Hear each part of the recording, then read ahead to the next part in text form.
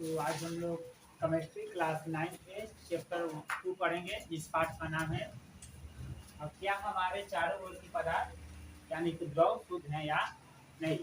जैसे कि हम लोग यूज करते हैं जो घरेलू यूज में जो लोग यानी जो लोग खाते पीते, जैसे ले लीजिए घी हो गया, सरसों का तेल हो गया, नमक हो गया, ये सब जो भी लेते हैं क्या सभी शुद्ध होते हैं। इसमें पढ़ना यही जो हमारे आसपास के पदार्थ होते हैं, जो भी पदार्थ होते हैं क्या वो शुद्ध हैं। यानी कि फिर बात से दूध हो गया, पानी हो गया, समुद्र का जल हो गया, इत्यादि जो भी सामग्री क्या वे शुद्ध हैं। आज इसी के बारे में अध्ययन करने वाले हैं।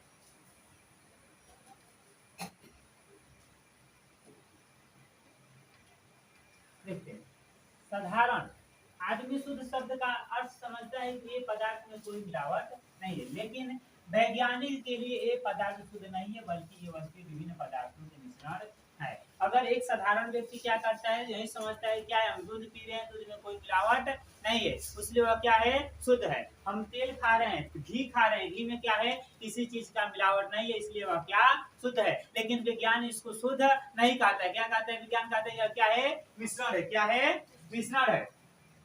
उदाहरण के लिए हम दूध लेते हैं, दूध में जल, प्रोटीन, वसा इत्यादि मिला रहता है, अतः दूध मिश्रण है। यानी कि उदाहरण के लिए क्या लेते हैं हम लोग दूध लेते हैं, क्या लेते हैं दूध। जो दूध होता है इसमें क्या मिला होता है, जल हो गया, वसा हो गया, प्रोटीन हो गया, यानी कि दूध क्या है, दूध एक मिश्रण है। किसका मिश्रण है? जल, प्रोटीन, वसा का क्या है मिश्रण है।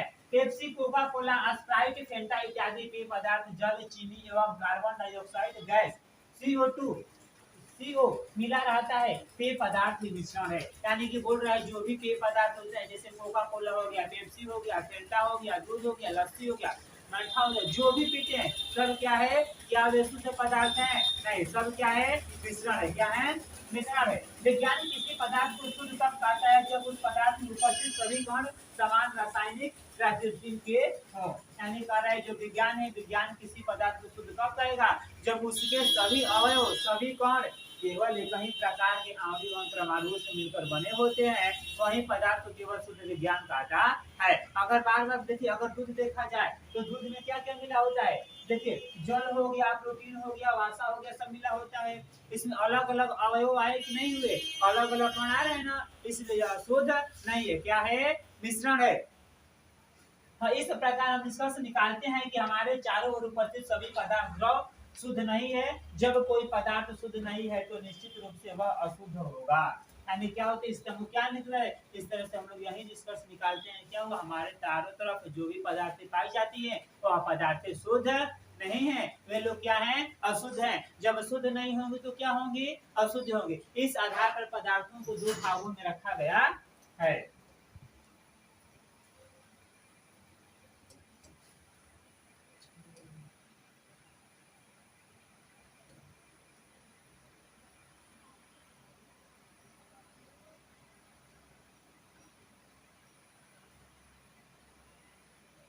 देखिए पदार्थों के द्रव्य के प्रकार, यानी जो पदार्थ हैं, पदार्थ के कितने प्रकार है हम लोग पढ़े थे। पदार्थ के प्रकार 3 पढ़े थे ना जी, ठोस, द्रव और गैस।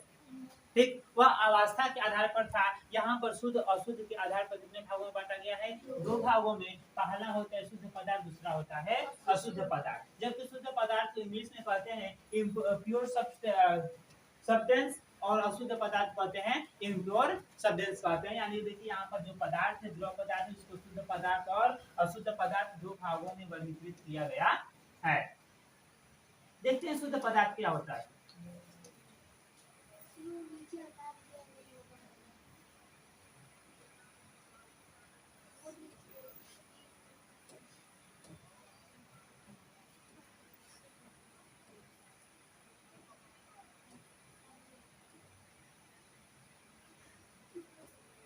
देखते हैं शुद्ध पदार्थ। तरह के प्योर सब्सटेंस शुद्ध पदार्थ वह है जो एक ही प्रकार के कणों से मिलकर बना होता है, जैसे हाइड्रोजन, ऑक्सीजन, कार्बन, सल्फर, लोहा, पारा, जल, जल का ठोस रूप, बर्फ, चीनी, शर्करा, बालू, बालू, सोडियम क्लोराइड, हाइड्रोक्लोरिक अम्ल, कैल्शियम ऑक्साइड इत्यादि। यानी कह रहे क्या कर रहे हैं, शुद्ध पदार्थ केवल उन पदार्थ को कहते हैं जो पदार्थ केवल एक ही प्रकार के अणु से मिलकर बने होते हैं। जैसे लेते हैं ऑक्सीजन, क्या लेते हैं ऑक्सीजन, कार्बन लेते हैं, ये सब क्या है केवल एक ही प्रकार के अणुओं से मिलकर बने होते हैं, इसलिए क्या है शुद्ध है। ये देखिए एग्जाम्पल में क्या आ जाएगा, जल आ गया, बालू सोडियम आ गया, सोडियम क्लोराइड आ गया, हाइड्रोक्लोरिक अम्ल हो गया, सल्फर हो गया, लोहा, पारा, ठोस रूप में क्या हो गया बर्फ हो गया, चीनी हो गया, ये सब क्या है, ये सब शुद्ध पदार्थ होते हैं। यानी कि शुद्ध पदार्थ किसे कहते हैं, वैसे पदार्थ जो केवल एक ही प्रकार के अणुओं परमाणुओं से मिलकर बने होते हैं, उन्हें क्या कहते हैं शुद्ध पदार्थ कहते हैं।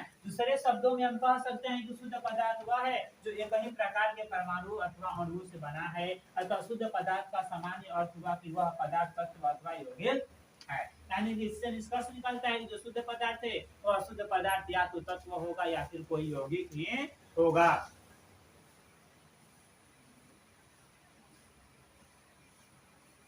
आगे पढ़ना है शुद्ध पदार्थ के गुण। क्या पढ़ना है, शुद्ध पदार्थ के गुण।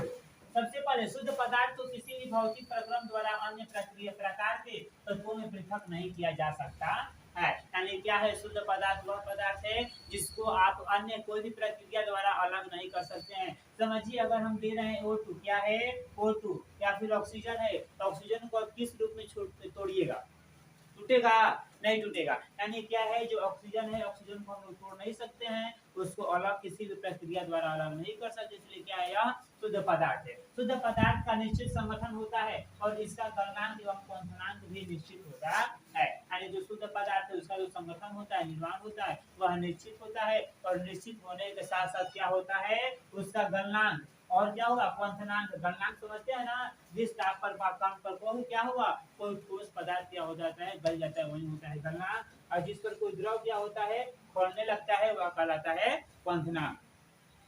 शुद्ध जल 373 केल्विन ताप पर उबलने लगता है और शुद्ध जल अर्थात लवण मिला जल 373 केल्विन से अधिक ताप पर उबलता है। यानी कि बोल रहा है जो शुद्ध जल होता है वह 373 केल्विन पर क्या होगा उबलने लगेगा, लेकिन अगर वहीं ले ले जाए मिश्रित जल यानी कि अशुद्ध जल, उसको 373 केल्विन से अधिक उष्णता की आवश्यकता पड़ती है उबलने के लिए।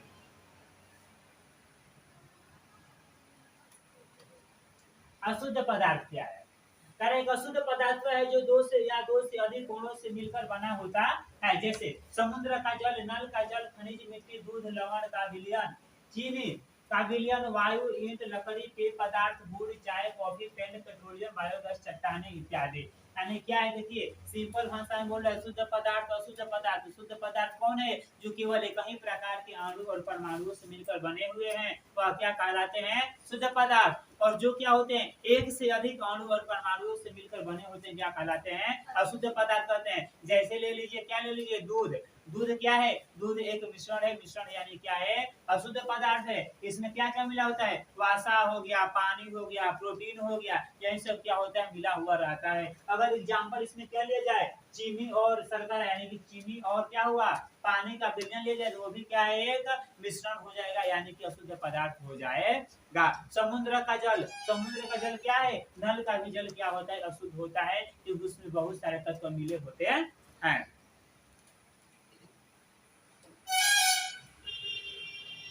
अशुद्ध पदार्थ के गुण, अशुद्ध पदार्थ के गुण, दो या दो से अधिक प्रकार के गुणों का तात्पर्य है कि दो या दो से अधिक शुद्ध तत्वों या यौगिक का बना है। यानी देखिए बार बार जो बार बार आ रहा है ना प्रश्न में कि दो या दो से अधिक, यानी कि दो या दो से अधिक का तात्पर्य क्या है, दो या दो से शुद्ध पदार्थों से मिलकर बना होता है। क्या बना होता है, अशुद्ध पदार्थ बना हुआ होता है। दो या दो से अधिक शुद्ध तत्वों या यौगिकों से मिलकर बने पदार्थ को मिश्रण कहते हैं। अतः अशुद्ध पदार्थ मिश्रण है और सभी मिश्रण अशुद्ध पदार्थ होते हैं।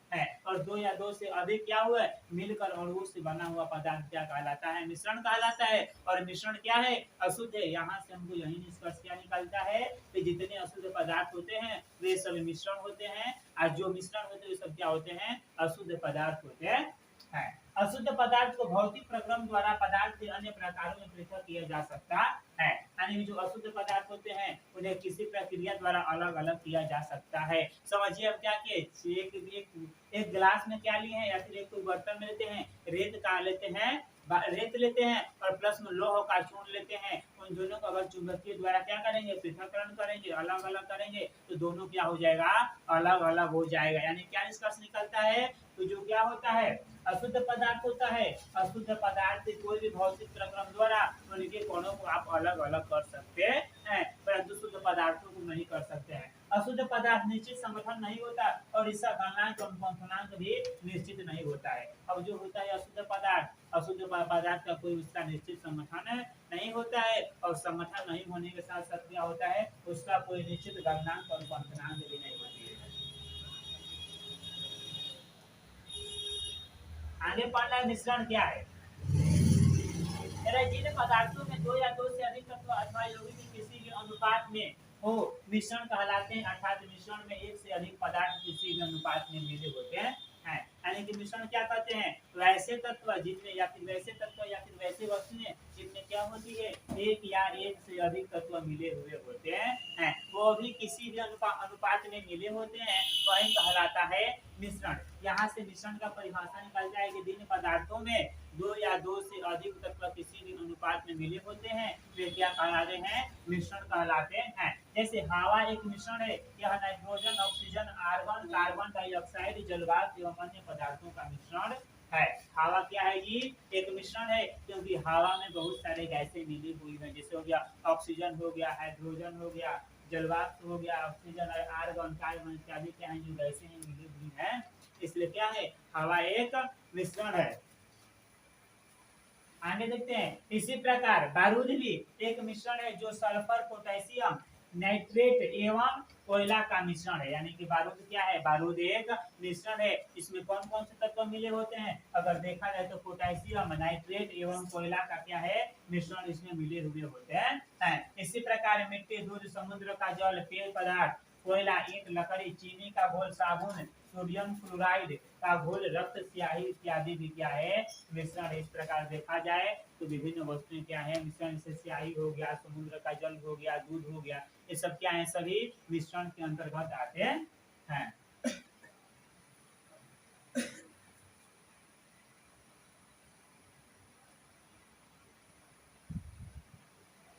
आगे दिया है मिश्रण के गुण। मिश्रण ठोस, द्रव या गैस हो सकते हैं। यानी जो मिश्रण होता है या ठोस में भी होता है, द्रव में भी होता है और गैस में भी होता है। ऐसा नहीं केवल ठोस में मिश्रण होता है या फिर केवल गैस में या फिर केवल द्रव में। जो मिश्रण होता है तीनों अवस्थाओं में होती है। मिश्रण में उपस्थित विभिन्न पदार्थ उसके अवयव अथवा घटक कहलाते हैं। यानी कि मिश्रण में जो पदार्थ क्या होते हैं, उपस्थित होते हैं, उन्हें या तो घटक कहेंगे या तो अवयव कहेंगे।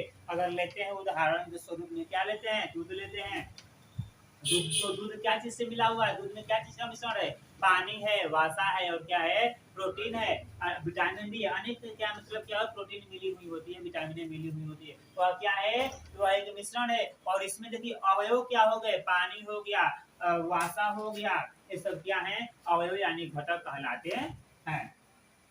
मिश्रण के भौतिक प्रक्रम द्वारा पृथक किया जा सकता है। यानी कि जो मिश्रण है, मिश्रण के जो कण होते हैं, कणों को भौतिक प्रक्रिया द्वारा अलग कर सकते हैं। मिश्रण में प्रत्येक का न तो अवशोषण होता है और न उत्सर्जन होता है, इसलिए मिश्रण का बनना एक भौतिक परिवर्तन है। अब बोल रहा है कि जो मिश्रण है, मिश्रण में ना ही किसी का अवशोषण होता है और ना ही क्या होता है, उत्सर्जन होता है, इसलिए क्या है, यह एक भौतिक परिवर्तन है। आप लोग भौतिक परिवर्तन समझते हैं ना जी, वैसा परिवर्तन जिसको पुनः अपने रूप में वापस लाया जाए वही कहलाता है भौतिक परिवर्तन। अगर उदाहरण स्वरूप देखा जाए, हम बर्फ को क्या करते हैं, गर्म करते हैं तो बन जाता है जल। अगर जल को और ताप पर ले जाएंगे तो क्या बनेगा, वाष्प बन जाएगा। लेकिन वाष्प को एकत्रित करके ठंड करेंगे तो क्या बन जाएगा, फिर से जल बन जाएगा। और जल को और ठंड करेंगे तो क्या बनेगा, बर्फ बन जाएगा। यानी क्या है, जल वही है लेकिन उसका अवस्था निरंतर परिवर्तन हो रहा है ना, वही कहलाता है भौतिक परिवर्तन। मिश्रण का संगठन निश्चित नहीं होता है, जिसके कारण मिश्रण का कोई निश्चित सूत्र नहीं होता है। अब बोल रहा है जो मिश्रण है, मिश्रण का संगठन कोई निश्चित नहीं होता है, और जब मिश्रण का संगठन निश्चित नहीं होने के कारण, मिश्रण का क्या है, संगठन निश्चित नहीं होने के कारण इसका कोई निश्चित सूत्र भी नहीं होता है। मिश्रण के प्रकार अगर देखा जाए तो मिश्रण और अवयव की प्रकृति के अनुसार दो प्रकार के होते हैं, समांगी मिश्रण और विसमांगी मिश्रण। यानी क्या है, मिश्रणों को कितने भागों में रखा गया है, दो भागों में। एक होते हैं समांगी मिश्रण, एक होते हैं विसमांगी मिश्रण। आप लोग प्रयास कीजिए, आप दूध देखते हैं तो दूध में आपको क्या दिखाई देता है, दूध में आपको केवल दूध दिखाई देता है, उसमें मिला हुआ पानी, वसा, प्रोटीन इत्यादि दिखाई देता है। अगर हम क्या करते हैं, पानी और चीनी का घोल बनाते हैं, विलयन बनाते हैं, तो उसमें आपको क्या दिखाई देगा, केवल पानी दिखाई देगा। उसमें जो जो क्या है, चीनी है, चीनी आपको कहीं दिखाई देगा, नहीं दिखाई देगा। उसी प्रकार ले लीजिए और समय क्या देखिए, समांगी मिश्रण क्या होते हैं, वहां पर सभी अवयव हर जगह विद्यमान होते हैं, वही कहलाता है समांगी मिश्रण। और जिसमें सभी अवयव, सभी क्या है, घटक हैं, अलग अलग दिखाई देते हैं, वही कहलाते हैं विसमांगी मिश्रण। समांगी मिश्रण में दूध का उदाहरण लिया, विसमांगी मिश्रण का लीजिए। आप क्या कीजिएगा, एक तो लीजिए लोह का चूर्ण, जो लोहा काटने के बाद उसका जो बुरादा बचता है ना, उसको ले लीजिए, उसको नमक में मिला दीजिए या फिर बालू में मिला दीजिए। आप क्या पाएंगे, आप पाते हैं कि बालू अलग दिखाई देगा और जो नमक है वह अलग दिखाई देगा, जो रेत है अलग दिखाई देगा। देगा या नहीं देगा। अगर क्या कीजिए, हम लोग काली जो तिल होती है, काले तिल को सफेद तिल में क्या करते हैं, मिला देते हैं, तो हमको काला तिल अलग, सफेद तिल अलग दिखाई देगा कि नहीं देगा, देगा। तो वह क्या हुआ, विसमांगी मिश्रण हुआ। उसी प्रकार यदि हम क्या करते हैं, दूध लेते हैं, दूध में और पानी मिला देते हैं, क्या हम लोगों को पानी दिखाई देगा, केवल क्या दिखाई देगा, दूध दिखाई देगा। और दूध के किसी भी पार्ट से निकालिए, पानी इक्वल निकलेगा, पानी कम से निकलने वाला नहीं है। यानी क्या हुआ, सभी कण जहाँ पर बराबर बराबर पहुंच जाते हैं, जहाँ पर मिलाए हुए कण नहीं दिखाई देते हैं, वही कहलाते हैं समांगी मिश्रण, और जहाँ पर दिखाई देते हैं वही कहलाते हैं विसमांगी मिश्रण।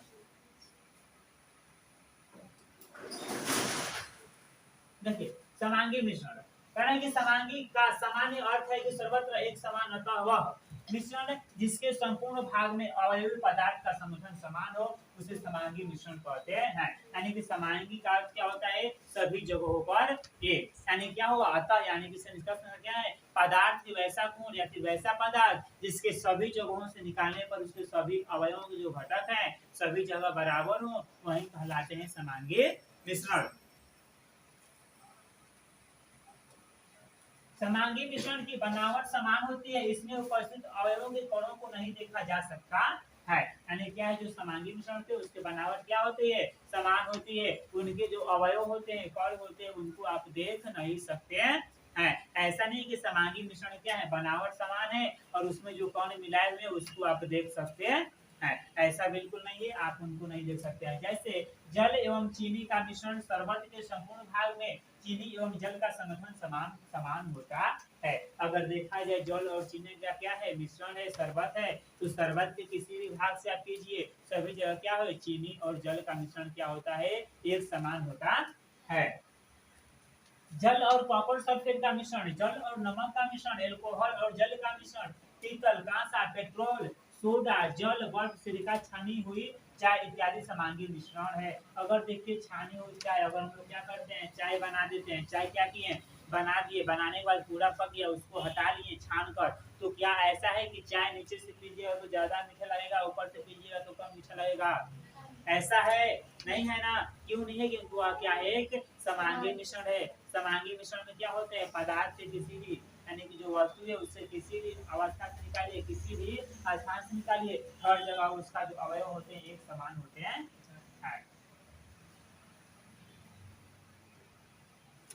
उदाहरण के लिए जल की समान मात्रा में कॉपर सल्फेट के विभिन्न मात्रा लेने पर हल्का नीला एवं गहरा नीला होता है। यानी अगर देखा जाए उदाहरण के लिए जल है, जल में कॉपर सल्फेट क्या करेंगे, मिलाएंगे, तो विभिन्न मात्रा लेने पर क्या होगा, अलग अलग रंग होंगे। अगर कम लेंगे तो क्या बनेगा, हल्का नीला रंग का बनेगा, और ज्यादा लेंगे तो क्या होगा, गहरा नीला रंग का बनेगा। सभी समांगी मिश्रण को विलयन कहते हैं, यानी कि सभी समांगी मिश्रण क्या कहलाता है, विलयन कहलाता है। समांगी मिश्रण के रंग, गंध एवं बनावट उसके अवयवों की ली गई मात्रा पर निर्भर करता है। यानी जो समांगी मिश्रण होते हैं, समांगी मिश्रण क्या हुआ, रंग हुआ, स्वाद हुआ, बनावट हुआ, ये सब किस पर निर्भर करते हैं, जो ली गई अवयव है उनकी मात्रा पर निर्भर करती है। अगर समझिए कि हम लोग चाय बना रहे हैं, चाय में चीनी कम डाल देंगे, चाय ज्यादा डाल देंगे तो उसका स्वाद बिगड़ जाएगा, कलर भी बिगड़ बिगड़ जाएगा कि नहीं बिगड़ जाएगा, बदल जाएगा। लेकिन वही कारक क्या करेंगे, समान मात्रा में चाय और समान मात्रा में जानेंगे डालेंगे तो क्या होगा, उसका जो भी कलर है, जो भी रंग है, रंग भी परफेक्ट आएगा, स्वाद भी परफेक्ट आएगा। यानी कि इससे क्या होता है, जो समांगी मिश्रण होते हैं, समांगी मिश्रण का गंध हो गया, स्वाद हो गया, उसके बाद बनावट हो गया, ये सब किसके जो अवयव होते हैं उनकी मात्रा पर निर्भर करता है।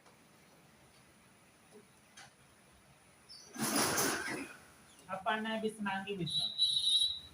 कहें कि विषमांगी का सामान्य अर्थ है सर्वत्र एक समान नहीं, यानी कि विषमांगी का सामान्य अर्थ क्या निकलता है, सभी जगह एक समान न हो।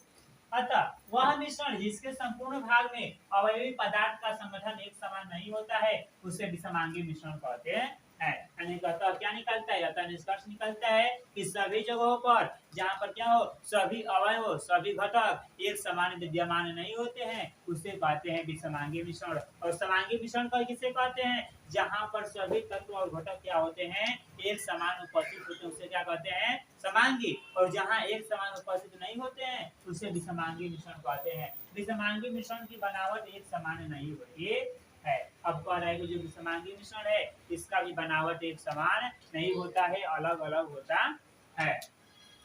उसमें उपस्थित अवयवों के कणों को स्पष्ट रूप से देखा जा सकता है, जैसे कॉपर सल्फेट और साधारण नमक का मिश्रण एक विषमांगी मिश्रण है।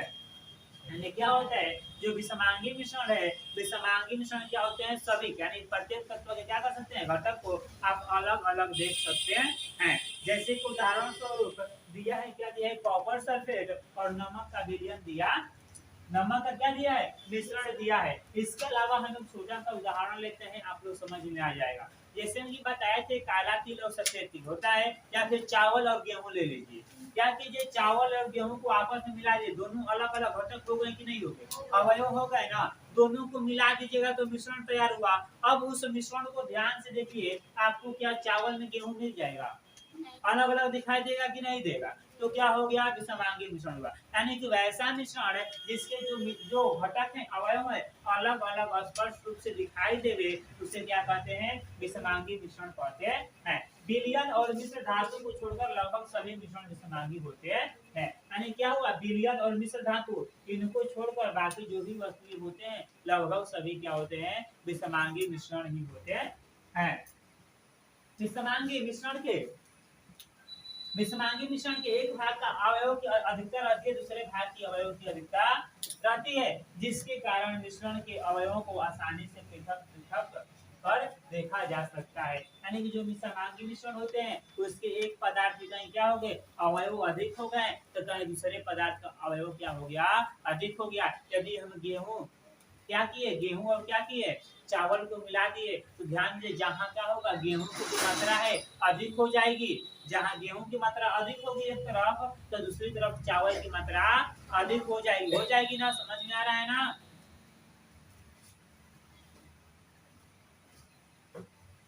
आगे पढ़ना है समांगी मिश्रण और विषमांगी मिश्रण में क्या क्या अंतर है। पहले समांगी और विषमांगी मिश्रण में अंतर।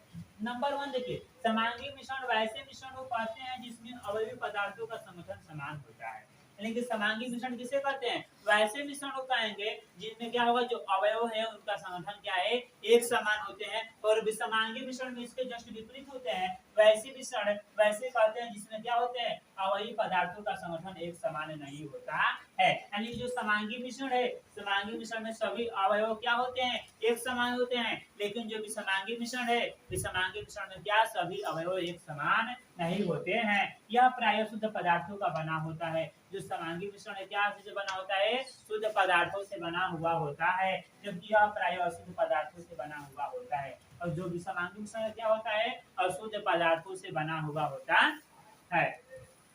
इसमें उपस्थित अवयवों को नहीं देखा जा सकता है। समांगी मिश्रण में क्या है, जो अवयव हैं उपस्थित हैं उन्हें आप देख नहीं सकते हैं। लेकिन जो विषमांगी मिश्रण है, विषमांगी मिश्रण के प्रत्येक अवयवों को आप आसानी से देख सकते हैं। सभी विलयन एवं मिश्र धातु समांगी मिश्रण है। जैसे चीनी है, चीनी एवं जल का मिश्रण, नमक एवं जल का मिश्रण पीतल, कांसा इत्यादि। यानी क्या है, जो सभी विलयन होते हैं, सभी विलयन होते हैं और मिश्र धातु होते हैं, क्या है, ये सभी समांगी मिश्रण के अंतर्गत आते हैं। जैसे में ले लीजिए चीनी और जल का मिश्रण ले लीजिए, नमक और जल का मिश्रण ले लीजिए, तो इसके बाद ले लीजिए इस्पात ले लीजिए या फिर पीतल ले लीजिए, कांसा ले लीजिए, ये सब क्या है, ये सब समांगी मिश्रण के अंतर्गत आते हैं। समांगी मिश्रण में विलयन एवं मिश्र धातु को छोड़कर लगभग सभी मिश्रण समांगी मिश्रण होते हैं। जैसे बालू एवं लोहे की छीलन, नमक एवं बालू का मिश्रण, मिट्टी, दूध, स्याही इत्यादि समांगी मिश्रण है। यानी क्या बोल रहा है, विलयन को छोड़कर, विलयन एवं मिश्र धातु को छोड़कर बाकी जितने भी मिश्र होते हैं, मिश्रण होते हैं, वे सभी समांगी मिश्रण के अंतर्गत आते हैं। जैसे ले लीजिए बालू ले लीजिए और लोहे का छीलन ले लीजिए, इसके अलावा क्या ले लीजिए, मिट्टी ले लीजिए, दूध, मिट्टी ले लीजिए, मिट्टी के बाद ले लीजिए स्याही ले लीजिए, ये सब क्या है, वे समांगी मिश्रण है।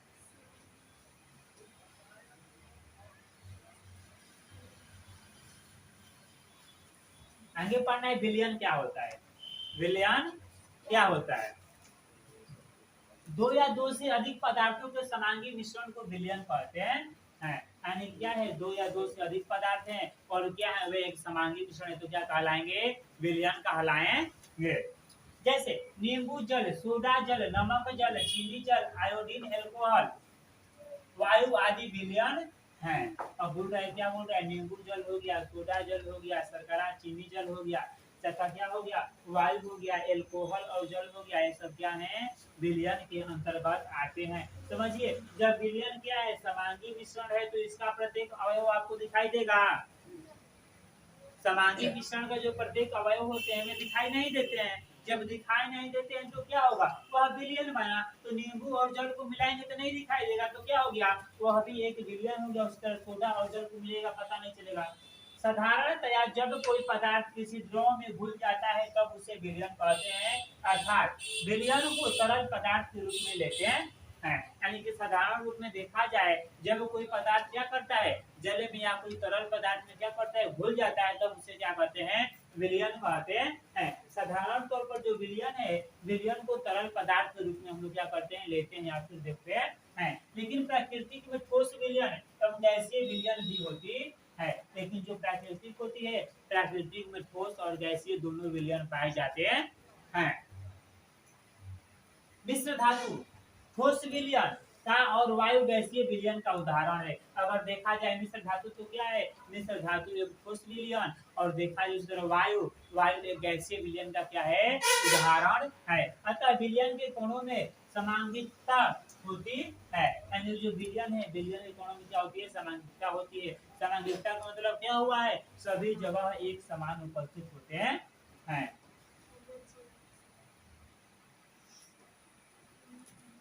विलयन बनाने के लिए घोले जाने वाले पदार्थ को विलय या घुल्य कहते हैं। यानी जो देखिए, जो विलयन बनाया जाता है, विलयन बनाने में सपोज कीजिए हम क्या कर रहे हैं, चीनी और पानी को यदि मिला रहे हैं, तो चीनी और पानी में कौन घुलेगा, चीनी। जब चीनी घुलेगा तो चीनी क्या हुआ, विलय हुआ, क्या हुआ, विलय हुआ या फिर घुल्य हुआ। और जिस द्रव में पदार्थ को घोला जाता है उसे विलायक या घोलक कहते हैं।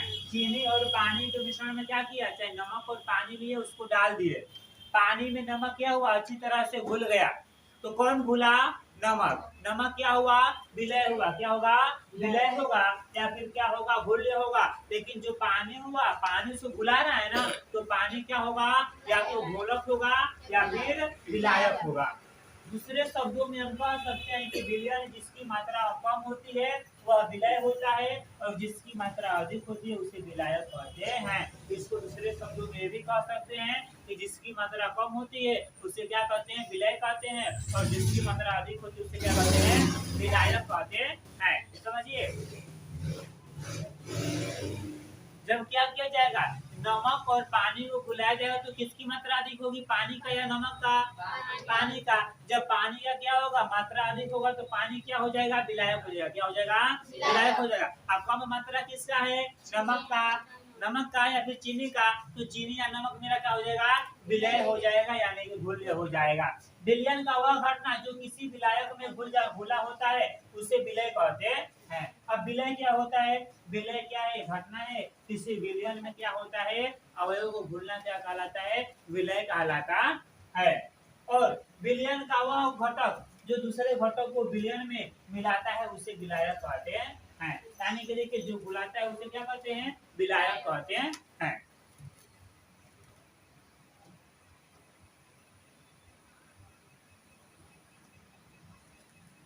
जिस विलयन में विलायक जल होता है उसे जलीय विलयन कहते हैं। अब देखिए यानी कि जिस विलयन कोई विलयन निर्माण करे उसमें यदि विलायक क्या हो गया तो उसे क्या कहेंगे?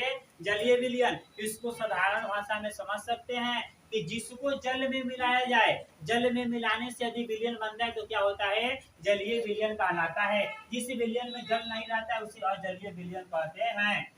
जैसे चीनी और जल का विलयन जलीय विलयन है और आयोडीन एवं एल्कोहल का विलयन क्या है? अजलीय विलयन है। अब देखा जाए यदि अजलीय विलयन तो जिस विलयन में क्या होता है? जल नहीं मिलाया जाता है, बिना जल के विलयन तैयार होता है उसे कहते हैं अजलीय विलयन। और जो जल में मिलाने से विलयन तैयार होता है उसे क्या कहते हैं? जलीय विलयन कहते हैं। जलीय विलयन का उदाहरण हो जाएगा जल और नमक का मिश्रण, जबकि अजलीय विलयन का क्या होगा? आयोडीन और एल्कोहल का मिश्रण हो जाएगा। मिश्र धातु धातु या अधातुओं का समांगी मिश्रण है जिसके अवयव को भौतिक प्रक्रम द्वारा अलग नहीं किया जा सकता है। यानी बोल रहा है जो मिश्र धातु होते हैं, मिश्र धातु क्या होते हैं? धातुओं के अलग अलग अवयवों से मिले होते हैं जो समांगी होते हैं, इनको आप अलग नहीं कर सकते हैं। समझिए इस्पात होता है, इस्पात मैग्नीशियम के लिए उसमें उपयोग होता है। मैग्नीशियम आप मैग्नीशियम को अलग कर सकते हैं?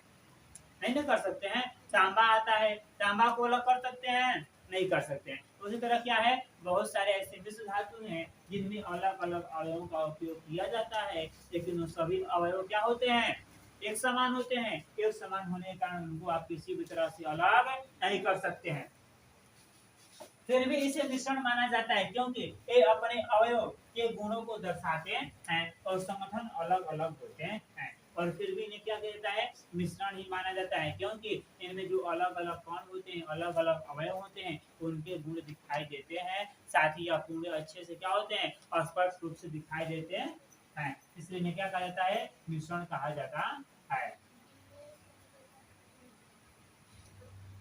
मिश्रण के गुण विलयन क्या करना है? गुणगत। विलयन एक समांगी मिश्रण है। विलयन क्या है? एक समांगी मिश्रण है। विलयन के कणों को आंखों से नहीं देखा जा सकता है क्योंकि कण का व्यास 1 nm से भी छोटा होता है। यानी जो विलयन है, विलयन के क्या होता है? कणों को आप नहीं देख सकते हैं क्योंकि जो उसका व्यास होता है 1 nm से भी छोटा होता है। विलयन के कण छन्न पत्र छन्ना पत्र से पार कर जाते हैं, इसलिए विलयन के कणों को छानने की विधि द्वारा अलग नहीं किया जा सकता है। जो विलयन होते हैं विलयन को क्या कर सकते हैं? अलग नहीं कर सकते हैं। अगर छन्ना पात्र छानने की प्रक्रिया द्वारा भी अलग नहीं कर सकते हैं क्योंकि तो वह इतना छोटा होता है कि छानने से क्या होता है? पूर्ण रूप से नीचे गिर जाते हैं, यानी कि उसको आप अलग पिकअप नहीं कर सकते हैं। विलयन में प्रकाश का मार्ग दिखाई नहीं देता है क्योंकि विलयन के कण बहुत अधिक छोटे होते हैं। जो विलयन होता है, विलयन में प्रकाश से कोई कण दिखाई नहीं देते हैं क्योंकि जो विलयन है, विलयन के प्रत्येक कण क्या होते हैं? बहुत छोटे छोटे होते हैं, जिसके कारण प्रकाश की किरण को फैलाते नहीं है, अतः विलयन प्रकाश के लिए पारदर्शी होता है। और क्या करें? जो प्रकाश के कण यानी कि इतने छोटे छोटे होते हैं तो वह प्रकाश को पूर्ण रूप से प्रकीर्णित कर फैला नहीं पाते हैं, जिस कारण क्या होता है? प्रकाश नहीं फैलता है। अतः विलयन क्या है? प्रकाश का एक पारदर्शी माध्यम है। क्या है? पारदर्शी माध्यम है। यहाँ पर थोड़ा सा समझिएगा पारदर्शी माध्यम क्या होता है। आप कोई एक वैसा माध्यम ले सकते हैं जिससे क्या हो? कोई प्रकाश हो, वह प्रकाश एक दिशा से दूसरी दिशा में आसानी से प्रवेश कर जाए। अगर सपोज कीजिए अगर आप प्लास्टिक लीजिएगा या फिर कांच लीजिएगा, कांच को अगर सूर्य का रोशनी आ रहा है तब कांच लगे तो सूर्य रोशनी क्या होगा? पूर्ण रूप से अंदर चला जाएगा। लेकिन अगर वहीं पर आप प्लाईवुड लगा देते हैं या फिर कोई वैसी वस्तु रखते हैं जिसमें क्या हो? पारदर्शी न हो, वहां पर प्रकाश नहीं आएगा, वह हो जाएगा अपारदर्शी। जिससे प्रकाश आसानी रूप से गुजर जाए क्या कहलाता है? पारदर्शी। और जिससे प्रकाश आसानी रूप से न गुजरे उसे क्या कहते हैं? अपारदर्शी कहते हैं। यानी कि इससे क्या निष्कर्ष निकलता है? जो विलयन होते हैं, विलयन में प्रकाश क्या होता है? आसानी रूप से निकल जाता है या फिर गुजरता है, इसलिए उसे पारदर्शी कहते हैं। विलयन अस्थायी होता है, अर्थात विलयन के कण पृथक होकर नीचे नहीं बैठते हैं। विलयन क्या होता है जी, अस्थाई होता है। और यही कारण है कि जो विलयन के कण होते हैं, विलयन के कण नीचे नहीं बैठते। अगर हम चीनी और क्या किए, जल को मिला दिए और उसको 2 घंटा 3 घंटे या फिर 1 दिन के लिए छोड़ दिए, तो आप ऐसा नहीं देखिएगा कि जो चीनी है, चीनी नीचे आकर बैठ जाए और विलयन जो पानी ऊपर आ जाए, ऐसा देख सकते हैं नहीं। यानी क्या है, जो विलयन है, विलयन क्या होते हैं, अस्थाई होते हैं, अर्थात जो विलयन में कौन है पृथक होकर अलग नहीं बैठते। अगर वही हम लोग मिश्रण ले लेते हैं, मिश्रण में क्या करते हैं, जो खल्ली आता है, चौक आता है, चौक के जो बुरादा होता है, बुरादा को पानी में मिला देंगे। जब मिलाएंगे तो महसूस है पूरा पानी में घुल गया, लेकिन कुछ समय तक छोड़ देंगे तो जो चौक के कण है नीचे आकर तलछटी में क्या हो जाते हैं, बैठ जाते हैं और पानी पुनः फिर ऊपर हो जाते हैं। ऐसा मिश्रण होता है, विलयन में नहीं होता है।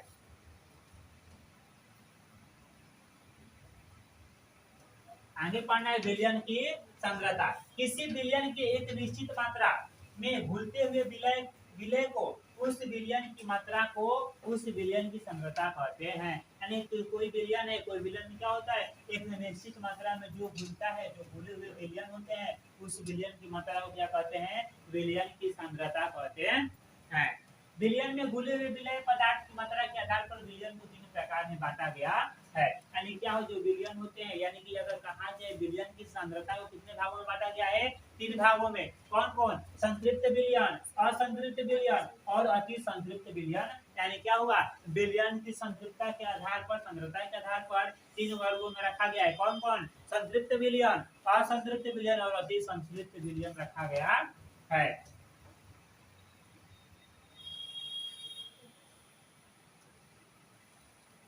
संतृप्त विलयन वैसा विलयन जिसके विलायक में उसी ताप पर उसे विलय भुलाने की क्षमता नहीं होती, उसे संतृप्त विलयन कहते हैं। संतृप्त विलयन में किसी विलय की अधिकतम मात्रा होती है जो उस ताप पर घोली जा सकती है। यानी संतृप्त विलयन क्या होता है, संतृप्त विलयन में विलायक में ऐसी क्षमता नहीं होती है जो विलय को क्या करे, उसी ताप पर घुला दे। इसीलिए आप कभी कभी देखो कुछ चीजों को क्या किया जाता है, जब मिलाना तो उसको लोग गर्म करते हैं ना, ताकि वो गर्म होकर उसमें मिल जाए। तो इसके अंतर्गत आते हैं, संतृप्त विलयन के अंतर्गत आते हैं।